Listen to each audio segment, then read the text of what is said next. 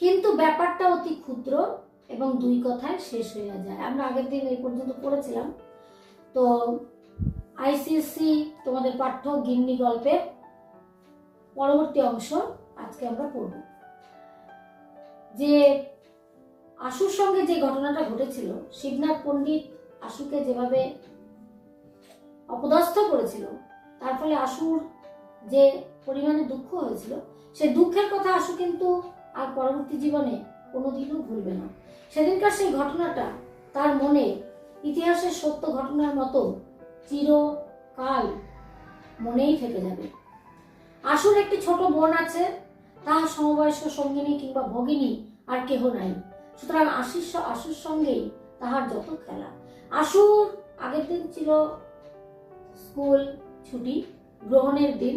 সেদিন আশু তার বোনের সঙ্গে খেলা করছিল। যেহেতু আশুর আর কোনো খেলার সঙ্গী ছিল না এবং ছোট বোনের কোনো খেলার সঙ্গী ছিল না, তো সেই জন্য আশু তার বোনের সঙ্গে খেলা করত। একটি গেটওয়ালা লোহার রেলিং এর মধ্যে আশুদের বাড়ির গাড়ি বারান্দা। সেদিন মেঘ করিয়া খুব বৃষ্টি হইতেছিল। জুতা হাতে করিয়া ছাতা মাথায় দিয়া যে দুই চারজন পথিক পথ দিয়া চলিতেছিল, তাহাদের কোনো দিকে চাহিবার অবসর ছিল না। একটা গেটওয়ালা লোহার রেলিং এর মধ্যে আশুদের বাড়ির গাড়ি বারান্দা। তাহলে আশুদের আর্থিক সংগতি আছে, আমরা আগেই দেখেছি যে যেখানে দাসী তার জন্য মিষ্টান্ন নিয়ে যেত, তো এখানে আমরা দেখতে পাচ্ছি আশুদের বাড়ির একটা পরিচয় এখানে পাওয়া যাচ্ছে। তাদের বাড়িতে লোহার গেট দেওয়া এবং রেলিং দেওয়া, তার মধ্যে আবার আশুদের বাড়ির গাড়ি বারান্দা রয়েছে। সেদিন খুব করে বৃষ্টি হচ্ছিল, পথ দিয়ে অনেক পথিকই মাথায় ছাতা দিয়ে যাচ্ছিলেন। তাদের কোথায় কি হচ্ছিল সেদিকে খুব একটা তাকাবার অবসর ছিল না। কিন্তু এখানে একজন বিশেষ ব্যক্তির কথা বলা হয়েছে, তার কিন্তু এইদিকে অর্থাৎ গাড়ি বারান্দায় কি হচ্ছে না হচ্ছে সেদিকে তার সেদিন দৃষ্টি পড়ে গিয়েছিল। কিভাবে? সেই মেঘের অন্ধকারে, সেই বৃষ্টি পতনের শব্দে, সেই সমস্ত দিন ছুটিতে গাড়ি বারান্দার সিঁড়িতে বসিয়া আশু তাহার বোনের সঙ্গে খেলা করিতেছিল। অর্থাৎ একটা সুন্দর দিন যেখানে দেখা যাচ্ছে মেঘের অন্ধকার, বৃষ্টি পড়ছে, সারাদিন ছুটি রয়েছে এবং গাড়ি বারান্দার সিঁড়িতে বসে আশু তার বোনের সঙ্গে আপন মনে খুব সুন্দরভাবে খেলা করছিল, খেলা উপভোগ করছিল। সেদিন তাহাদের পুতুলের বিয়ে। তাহারই আয়োজন সম্বন্ধে অত্যন্ত গম্ভীরভাবে ব্যস্ত হইয়া আশু তাহার ভগিনীকে উপদেশ দিতেছিল। সেদিন তাদের পুতুলের বিয়ে, অর্থাৎ আগেকার দিনে ছোট শিশুরা, মেয়েরা বিশেষ করে, তারা পুতুল খেলতো এবং পুতুলের বিয়ে দিত। এবং এই বিয়েটা অনেকটা বড়রা যেভাবে বিয়ের অনুষ্ঠান করে বিয়ে করে, অনেকটা সেই রকম অনুষ্ঠান করার তারা চেষ্টা করতো তাদের সীমিত ক্ষমতা বা সাধ্যের মধ্যে। এবং এই বিয়েটা কিভাবে সম্পন্ন হবে, আশু কিন্তু এ ব্যাপারে তার বোনকে কিছু পরামর্শ দিচ্ছিল। এখন তর্ক উঠিল কাহাকে পুরোহিত করা যায়। বালিকা চট করিয়া ছুটিয়া একজনকে গিয়া জিজ্ঞাসা করিল, হ্যাঁ গা, তুমি আমাদের পুরোহিত ঠাকুর হবে? আশু পশ্চাৎ ফিরিয়া দেখে শিবনাথ পণ্ডিত ভিজা ছাতা মুড়িয়া অর্ধসিক্ত অবস্থায় তাহাদের গাড়ি বারান্দায় দাঁড়াইয়া আছেন। তাহলে সেদিন পথ দিয়ে যারা যাচ্ছিলেন তাদের কোনো দিকে তাকানোর অবসর ছিল না, কিন্তু শিবনাথ পণ্ডিত কিন্তু তাদের গাড়ি বারান্দায় আশ্রয় নিয়েছিলেন। তার অবশ্যই বৃষ্টির হাত থেকে বাঁচার একটা ইচ্ছে ছিল, তার জন্যই তিনি আশুদের গাড়ি বারান্দাকে আশ্রয় হিসেবে গ্রহণ করেছিলেন। পথ দিয়া যাইতেছিলেন, বৃষ্টির উপদ্রব হইতে সেখানে আশ্রয় লইয়াছেন।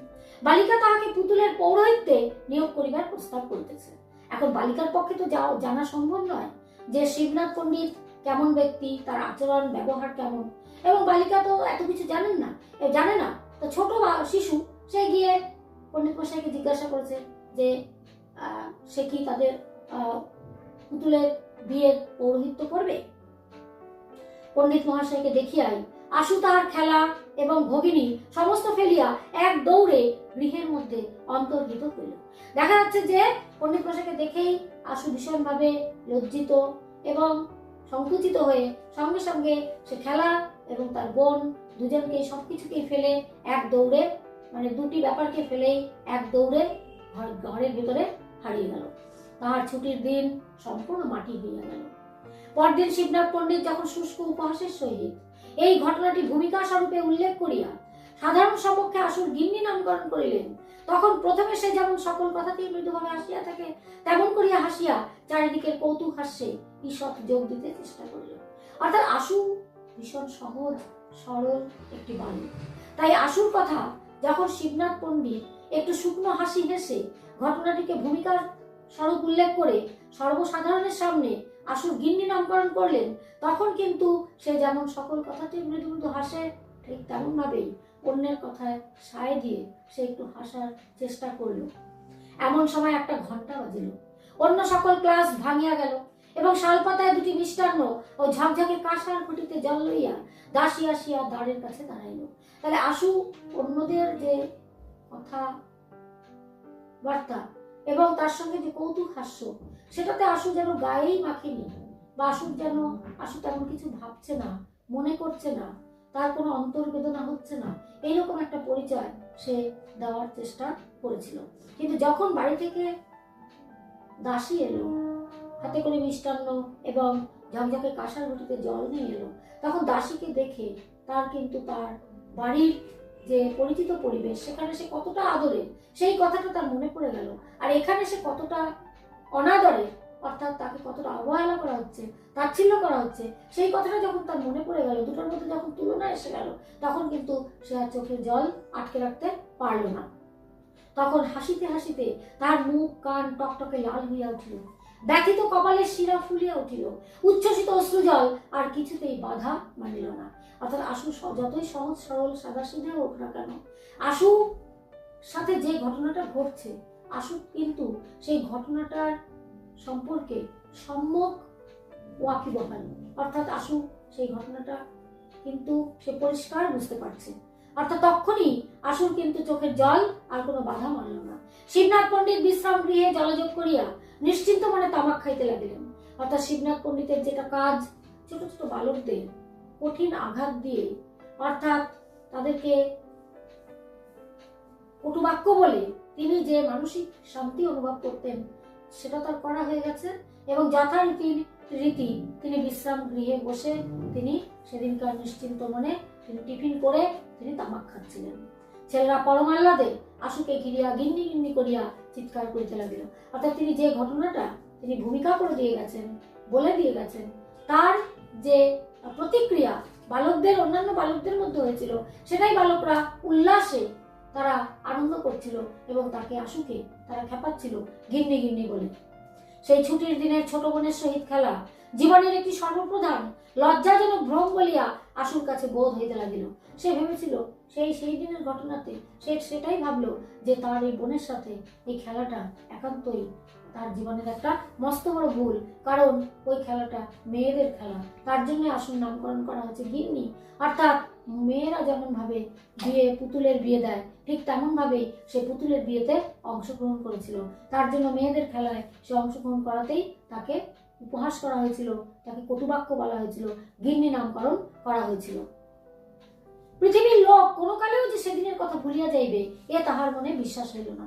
তাহলে আশু এইভাবেই কিন্তু সেদিন তার জীবনের একটা চরম দুঃখ পেয়েছিল, যে তার মনে হয়েছিল এই পৃথিবীর কোনো মানুষ এই দিনের ঘটনা, যারা যারা এই ঘটনাকে প্রত্যক্ষ করেছে, তারা এই ঘটনা কোনো দিনও বোধহয় ভুলতে পারবে না।